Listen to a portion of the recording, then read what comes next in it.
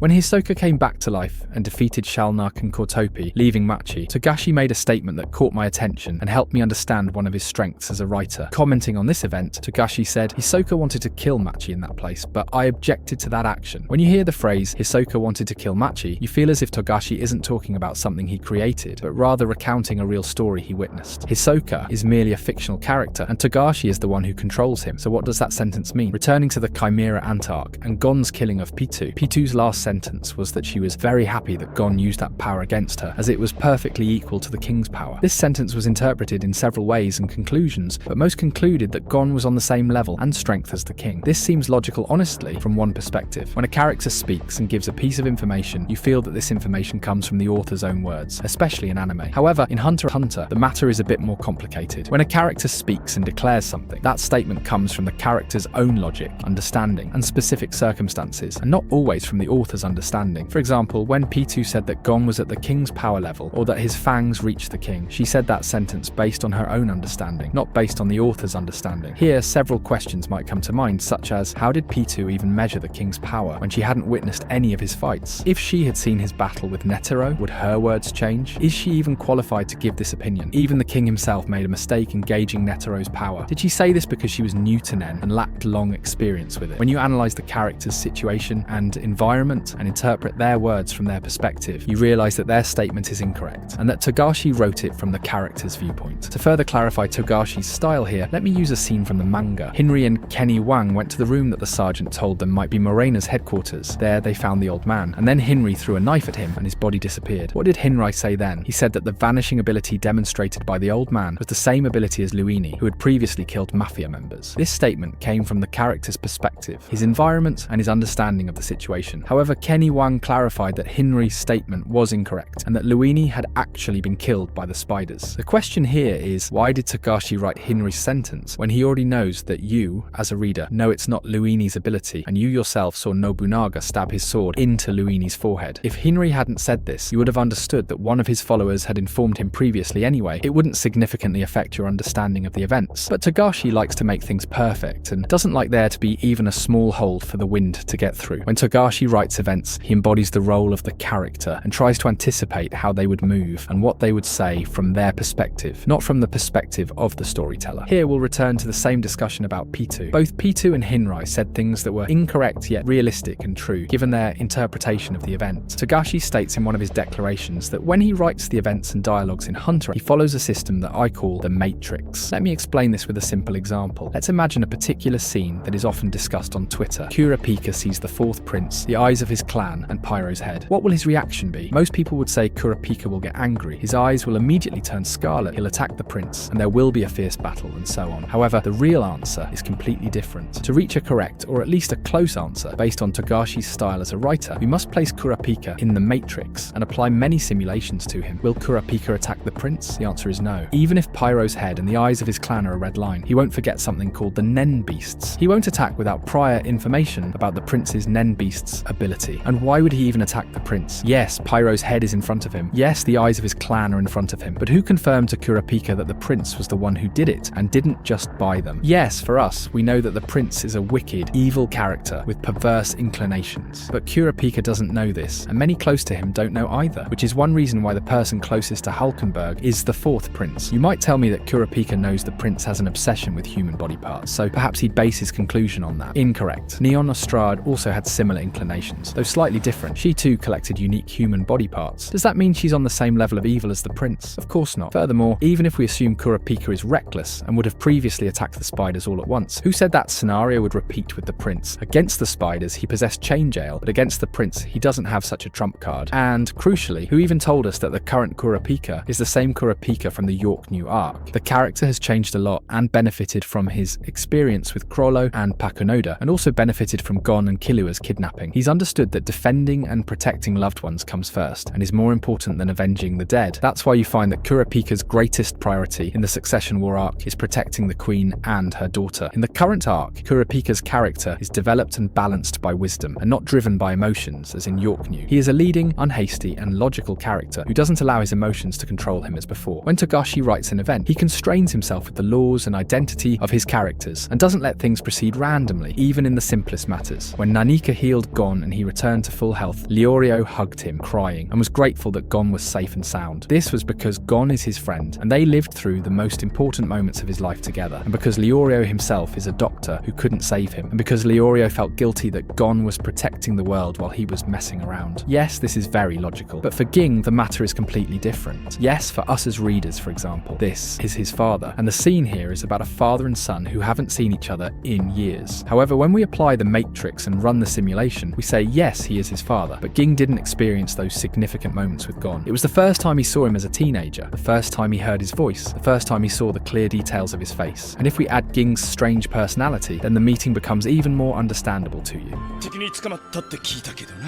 George R.R. Martin has a statement that explains all of this and clarifies this aspect of dialogue and characters. George, the author of A Song of Ice and Fire, when asked about the most difficult character he ever wrote, did not choose Cersei, Daenerys, Tyrion, or Jon Snow. Instead, his answer was, well, the viewpoint character to write is Bran, and he has always been the hardest. He is the youngest viewpoint character, which is difficult in and of itself, because when you're writing a character that young, you can't simply write what's going on. You have to filter everything through, okay, he's 8 years old, what does he understand? He's seeing this scene, does he actually understand what's happening in this scene?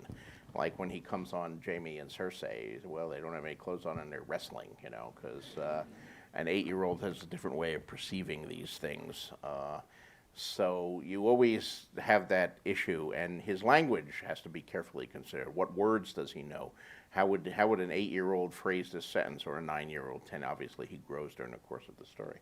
I have read several statements from both Togashi and George R.R. Martin in numerous interviews, and believe me, I'm not exaggerating when I say that the two are similar on this point, even if they differ greatly in many other aspects due to their stories' historical eras and so on. From George's words, you can understand Togashi's first statement, when he said that Hisoka intended to kill Machi, but he prevented him from doing so due to his intuition, to give your characters a distinct personality and to move them through events based on a systematic, yet simultaneously enjoyable methodology. Only a genius does this. Togashi was asked about how he builds his characters, and his answer, frankly, was detailed in a smooth and easier to explain way than what I previously described. Togashi divides the process into 3 things. The first is the face. We won't delve too deeply into the face, but in short, a character's face must be suitable for their role, or represent the place they came from, or even the circumstances they lived through. For example, take the princes, both the important ones and the less important. Notice how Benjamin, being a military general, made him possess a muscular, athletic body, and his face is far from handsome. Even with servants, look at Shimano as an example. Shimano has a very natural and common appearance, whereas in most works I watch, the maid is always that beautiful, stunning woman with a perfectly proportioned body, sharp intelligence, and so on. Generally, Togashi draws inspiration for character faces from manga, films, historical and cultural figures, celebrities, and athletes. The second and third elements of Togashi's character construction are personality and circumstances. This is how he develops a character's identity and very being. Togashi himself explained that he uses a matrix method, placing his characters in various situations like trials to experiment with their reactions. He often puts them in scenarios that conflict with their established ethics. For instance, imagine if Leorio were with Gon when Gon declared he would kill Komugi. How would Leorio, a doctor whose goal from the beginning has been to treat children for free, react? How would he see the situation with an enemy tending to the child Komugi while his friend threatens to kill her? Would he also consider Komugi an enemy? How would he deal with Gon, and what would he say to him? This scenario forces us to consider Leorio's core values and how they clash with such a dire situation. Here's another example. In the Succession Contest arc, when the sergeant told Kenny Wang he'd turn their situation into an auction, Togashi applied this matrix and simulation. He asked himself, how would a real mafia leader react in this exact moment? He took into account Kenny Wang's position as a young mafia boss, the fact that Kenny Wang's a nen user while the sergeant is just an ordinary person, and importantly, the pride of a mafia man. The result was Kenny Wang's definitive and perfectly in character response. Togashi often starts with a simple foundation for a character, then delves deeper through his matrix method. We know, for example, that a character's profession, be it a doctor, mafia member, king, prince, servant, or mother, forms a part of their identity. Togashi gives a great example, stating that even if a character is defined by a strong sense of justice, their stance will shift depending on their definition of justice and their personal circumstances. We often use Gon and Pitou as an example here. Gon, at that time, saw threatening Komugi to defeat Pitou as just. What he experienced in that trial made him believe he was killing an evil person to avenge his friend Kite's death. regardless of the means. He started seeing everyone as an enemy. As Togashi said, if a character is defined as having a strong sense of justice, their stance will change depending on their definition of justice and their circumstances. Perhaps the clearest example of this is Hulkenberg's changing definition of justice after his conversation with Nasubi. Hulkenberg was against the succession contest. He was the only one who cried over Mimosa's death. Yet afterwards, he decided to participate in the war. To develop this skill, Togashi always recommends watching discussion programs as a reference. He says that when determining the situation in which you'll place your character, you should create scenarios that generate conflicting opinions, just like in discussions and debates. Perhaps the examples of Leorio with Kamugi and Hulkenberg are good illustrations. This means you should always put your characters in situations that challenge their principles, their values, and the very foundations you've built them upon. All of this has given the Hunter x Hunter story a realistic feel, both in its characters and its events. That's why Gon advised Kurapika to abandon the path of anger and revenge, yet Gon himself found himself on that very path in the Chimera Antark. To reach this level, Togashi said he imbued his characters with values, beliefs, behavioral tendencies, hobbies, and preferences that he personally finds difficult to accept. He does this solely to add more realism and freedom to his characters' actions, and to ensure they don't simply mirror the author 100%.